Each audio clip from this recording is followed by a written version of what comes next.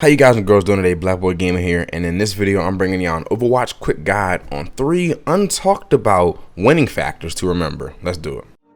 Young Savage, why you trapping so hard? Why these niggas capping so hard? Why you got a 12-car garage? Why you pulling out? How y'all doing? Like I always say, I appreciate every single one of y'all that's stopping my videos. Y'all just aren't subscribers and viewers to our family, and I really appreciate it. And if you're new to my channel, please make sure to subscribe and like. With that being said, let's get straight into these reasons. So the very first reason, y'all, that I've come up with is the team vibes. I mean, I cannot stress this enough. Like when I go into a game and everybody's in team chat, they're just relaxing, everybody's in team chat, and somebody, even if it's like a joke and everybody's quiet, like even if it's a joke, like somebody's about to talk and say, so do we need somebody on our team will say, shut the fuck up or something.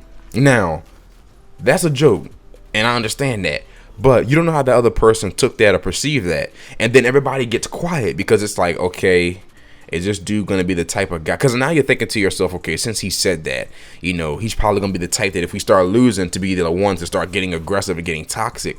So remember that one simple thing you say, even if it's a joke or even if it's taken lightly to you, can be perceived completely different when you go into a match. And the team vibes is usually what kills the game. Like usually, I'd probably say about when you go into a game and you got like maybe 2-3 minutes left and a couple pushes have failed, the communication stops, it's over from that point. I mean, that's GG. Or specifically when I've seen it so many times happen, like you're on point A and you're just trying to capture it and everybody wipes and then one person just says GG.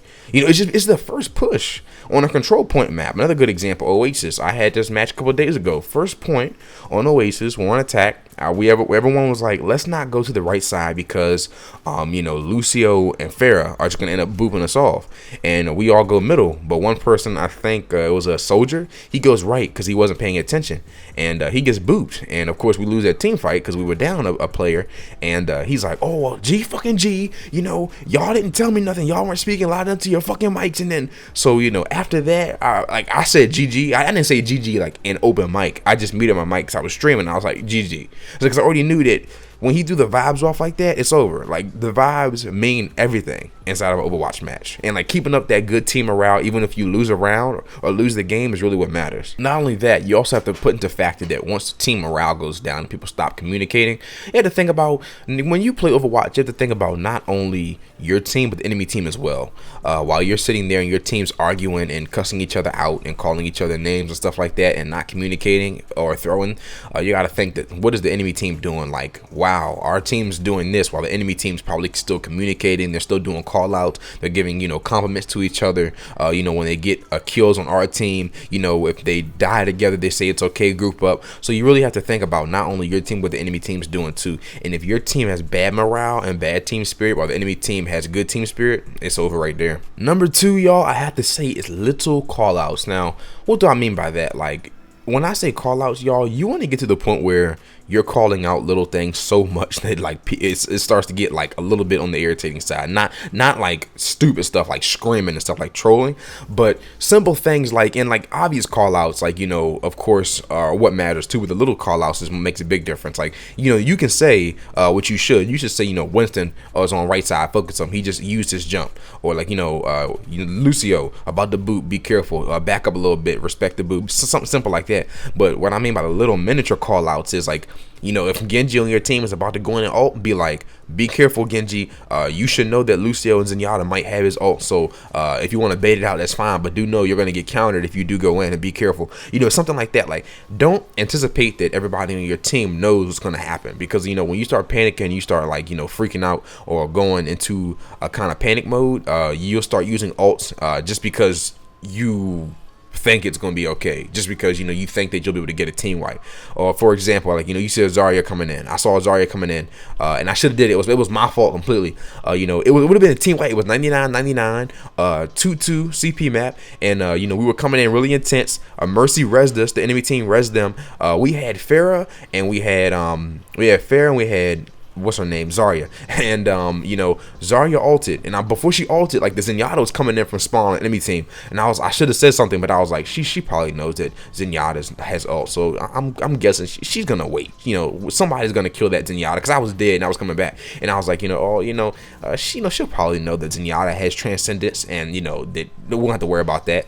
And you know, she ults, and of course, you know, Zenyatta transcends, and Pharah uses her ult too, and of course nobody dies. A Roadhog hooks our Pharah, kills him. Everybody else dies because, you know, we were down, and the Zarya was like, oh, my bad, I'm so sorry, y'all, you know, I didn't know that the Zenyatta had ult. And then I told him, I was like, nah, that's my fault. I should have said something, because my game sense knew, and especially being, you know, a DPS all the time, my game sense knew that Zenyatta had his ult. So, you know, those little miniature call outs on enemy team ultimates, and like, you know, where they're at on their ults right now, you know, them jumping across the map, which people to focus, which ones have Discord orgs. I mean, make it to the point where the call outs are irritating.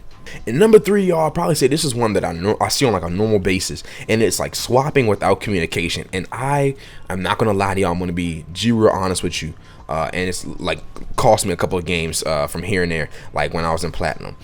Like when you swap without communication, what I mean by that is like when your team is getting countered, or like a certain hero is getting countered, and you swap, but you don't let your team know that you swap to this or swap to that.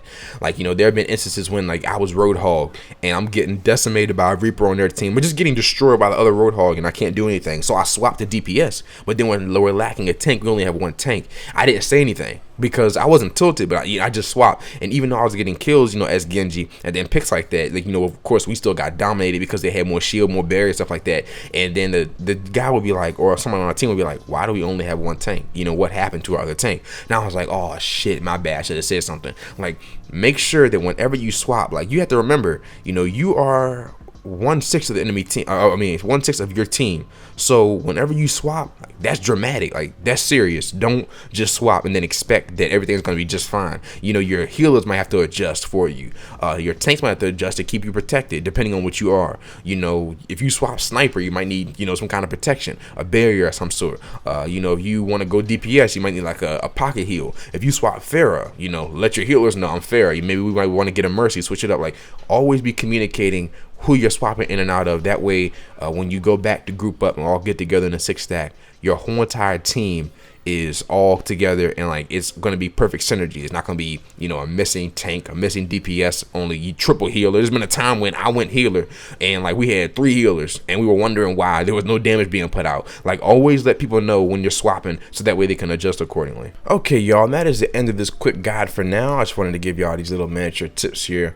These are like, you know, little things that make a big difference but aren't really talked about in games. And, you know, like I said, a quick recap is of course team vibes. You know, you have to think of your team vibes and how your team's doing, but not only your team vibes, but the enemy team vibes as well. You know, they're most likely communicating and everything while people on your team are trolling or raging or tilting or whatever you want to call it. So team vibes is extremely important, and that's a win-loss immediately right there.